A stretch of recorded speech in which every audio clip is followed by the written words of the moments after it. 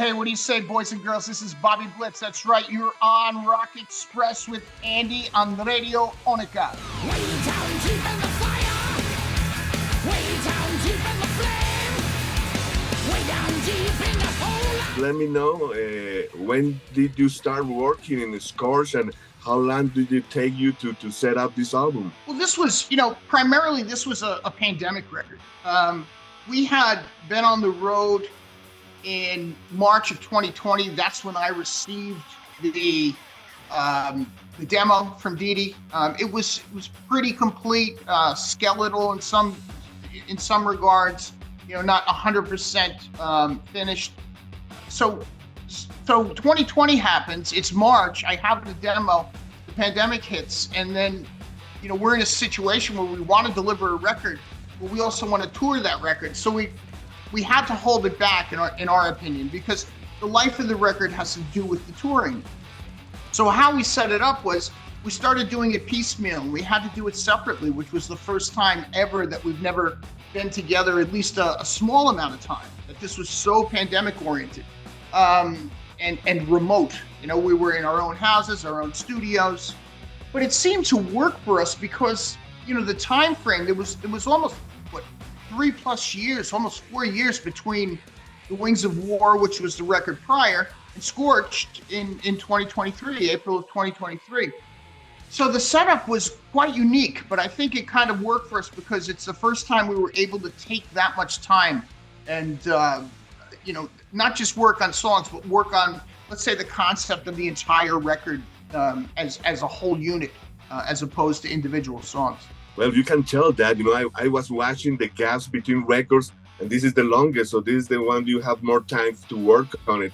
And that's very interesting because it's the first time, as you said, that you're working, in remote, but the final results are the best, brother. What an album. Well, you just never know. Our theory for things, if it's not broken, don't fix it. And that's the way we've always been doing records every 2 years.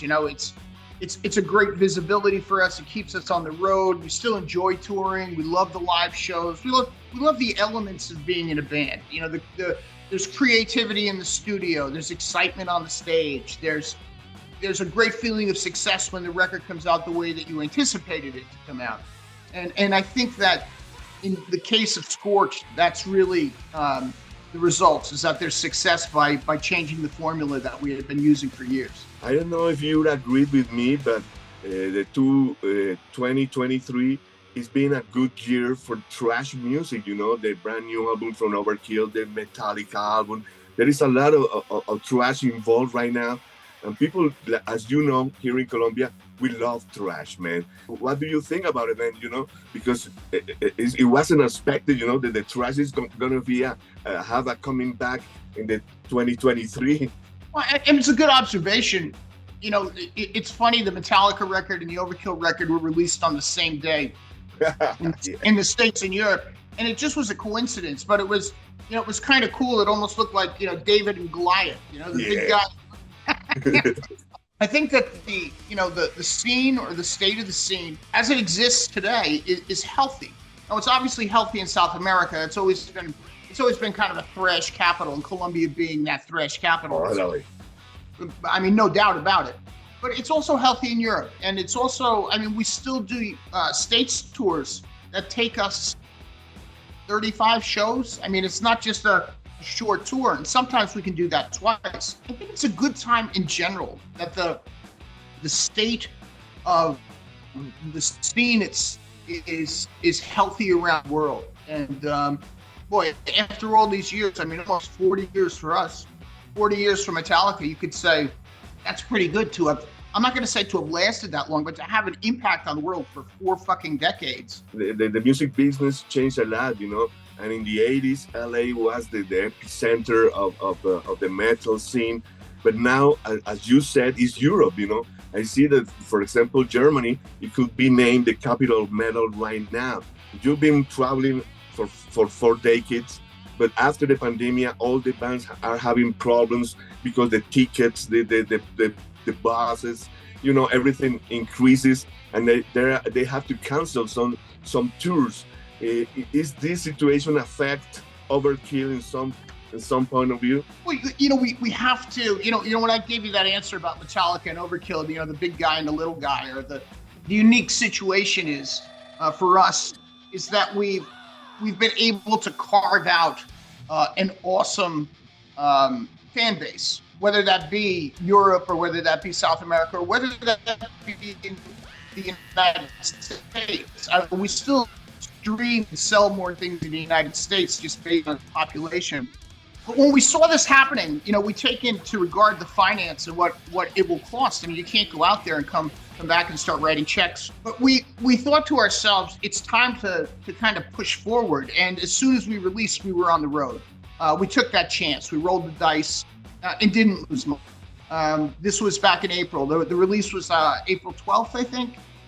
We were already in doing shows in Germany by this point, again, and didn't lose money.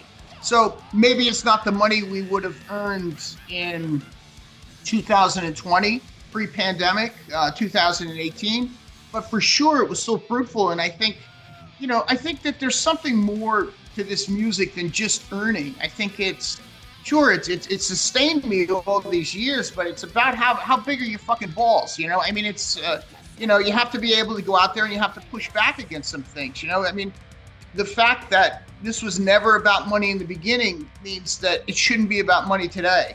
And I think that for us, it was very satisfying to go out regardless of what the situation was. And we didn't lose any money. So it worked out perfectly for it.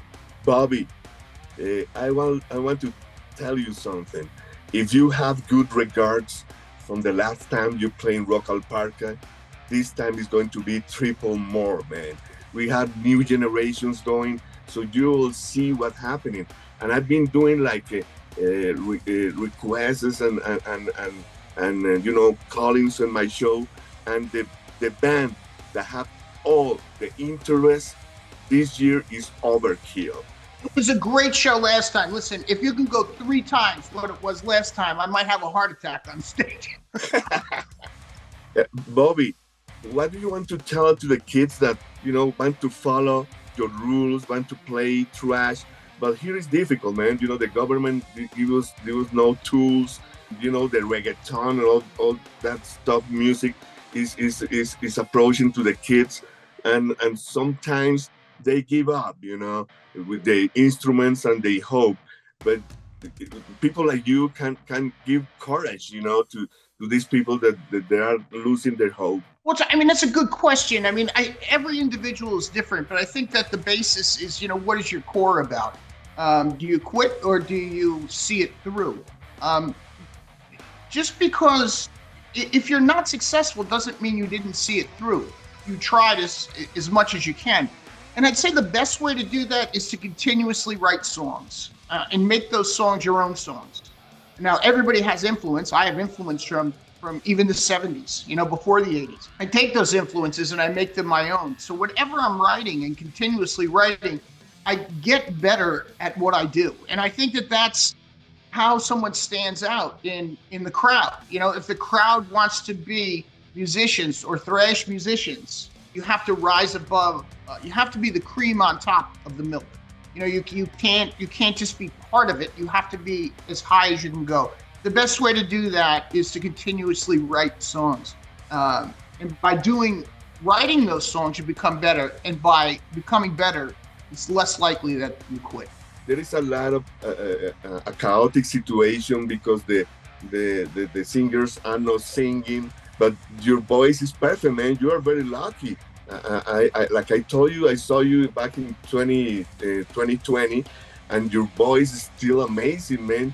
What do you think about this situation right now? Is the singers are not singing on the concerts? But I think in my case, I'm very lucky because I've always used it. I don't really worry about it, and that I think really helps me. I don't have to tune down, and a lot of this is because I'm not very melodic to begin with. I mean, a lot of my singing is very rhythmic. Now, I can carry a tune, obviously. I can sing a melody line, but I'm not singing something like, Todd LaTorre, for instance. I mean, Todd is, he does a continuous vocal line through the whole thing that I think to myself, oh, I'm going to catch a cold and then I'm going to ruin the show. Whatever. I go out with the boys, I have a few beers, it's a cold night, who cares?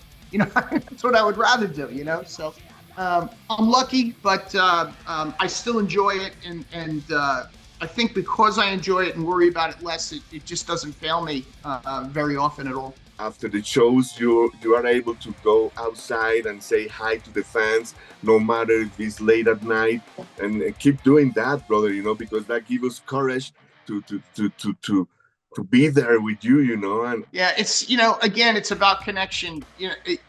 I was a thrash metal fan before I was the guy in Overkill, or at least at least a metal fan. I had already seen Judas Priest and Iron Maiden before. For me, it's always been about that, I never think there's a separation between the audience and myself or the audience and Overkill. I've always think it's just one big unit, and that's where its energy and its power comes from. Bobby, what about the internal situation in Overkill? How's the relationship between you, Didi, Dave, Derek, Jason? And are you, is going good? Yeah, I mean, as time passes, again, with regard to age, we have to be selective about where we're going to tour and what we're going to do. And again, this is not about money. This is about being able to do it at a high level of energy, I think. But the relationship is always great. And I think that's because, first of all, you have to enjoy it. And second of all, you have to enjoy doing it with the people that you're doing it with. I've always said I'd rather be with 4 dudes or 3 dudes that I like, that I get along with, than 3 virtuosos that I dislike.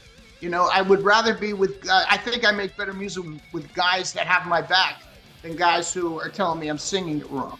For instance, I think that the relationship between us is always been relaxed. And I think it's one of the keys for Overkill is that if we're relaxed, the music can be intense, that we're doing it for the right reasons. It's not, there's not a tension between any of the members of the band. So up until this point, it's worked very well, and Jason being the newest member has brought in a great amount of energy when it comes to the live situation, when it comes to the records. I mean, the guy's a fucking machine. There's no other way to put it. So if you haven't experienced Jason Bittner on drums with Overkill, Rock Al Parque is the gig you can't miss, man. I know you're a very busy guy, so I'll let you go. But before that, please give a message to the Colombians that are going to be right in front of you. It's going to be like 100,000 people. You know how it works. And what do you say, Rock Al Parque, Colombia? Hola. Bobby Blitz here from New Jersey. We will see you this November, first weekend on the 10th at Rock Al Parque.